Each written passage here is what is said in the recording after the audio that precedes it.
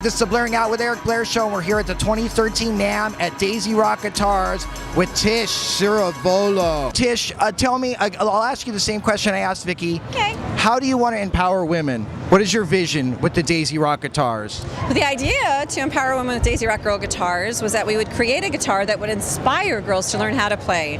I always felt like before I decided to start Daisy Rock that there really wasn't anything on the wall for a girl to walk into a music store and go, oh my God, I can play guitar. So when we did the Daisy, that was the first time to have something in a music store where a young girl would walk in and be like, oh, I can play a guitar, that's so cool. And have it be a normal thing to do, just like she would play violin or piano or flute. Guitar should be totally normal for a girl to learn how to play.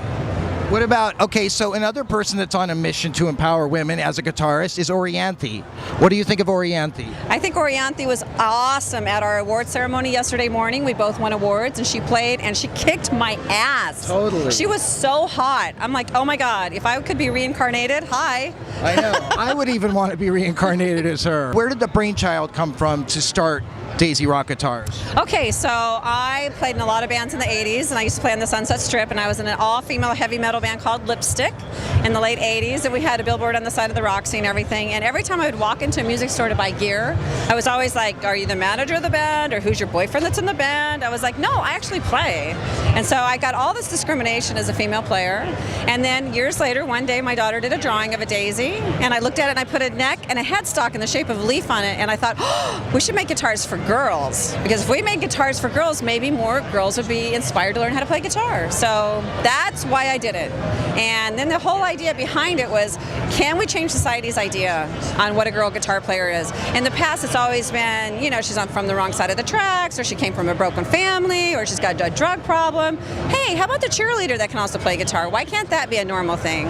So the whole concept behind it was like, let's change the world. And we totally have in 13 years. I totally think we have. Were you ever in the Pandoras? I wasn't, but the Pandoras rocked. They were so cool. They were. They were so cool. Do you know Kim Shattuck?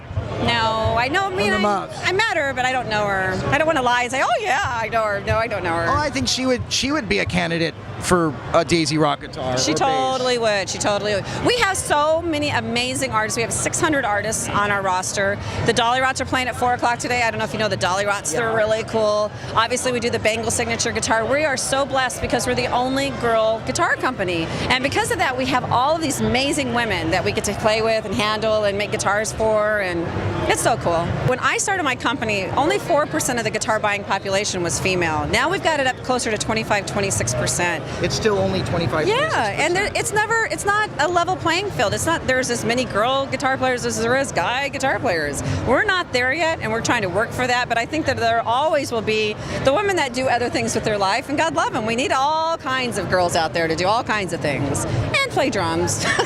If you go on daisyrock.com, you'll see that we have, like I said, 600 artists, and we have a lot of girls that totally bring the metal, and we have a lot of girls that are acoustic singer-songwriters. I mean, like the Dolly Rots are totally fun, right? We had a girl today that played already, Sirens of Soho. She's a rockabilly girl. We do Wanda Jackson guitars. Wanda Jackson was inducted into the Rock and Roll Hall of Fame in 2009. Yeah. We're the only girl guitar company. We're the only people that have ever made her a guitar.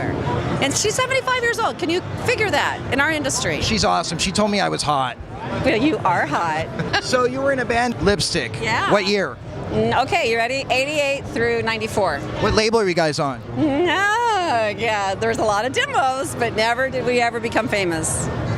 What was the highlight of that period? Oh, I think it must have been the Battle of the Bitches. Every FFM station, we used to play there once a month on Saturday nights at the Battle of the Bitches. That was us. So we played with a lot of great girl bands. So we played with War Bride and Bootleg and Precious Metal and Vixen.